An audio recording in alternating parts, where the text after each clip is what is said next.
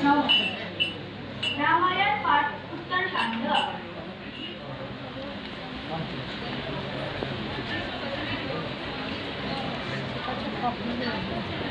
आपण आदि राक्षसहरूको पूर्व चरित्र सुनाउनु। सादुल विपरीत छन्दमा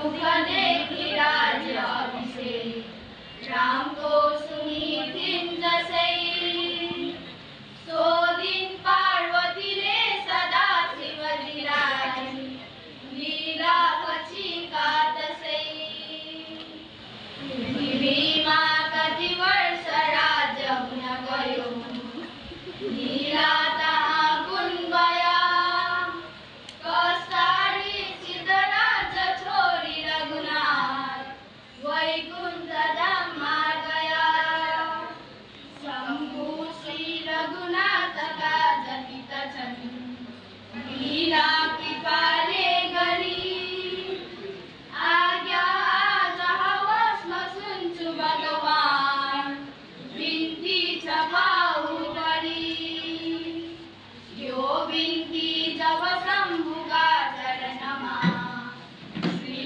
पार्वतीले गरिन् सब लीला प्रभुका कया शिवजीले वर्षमाथि परिन्। अब रामायणका उत्तरकाण्डबाट हनुमानले समुद्र तर्नु र लङ्कामा प्रवेश गर्नु।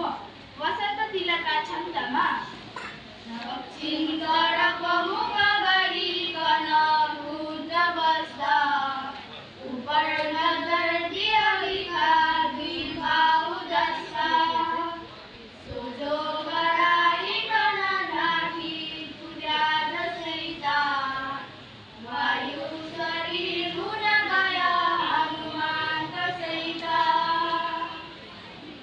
सादुल विक्री छन्दमा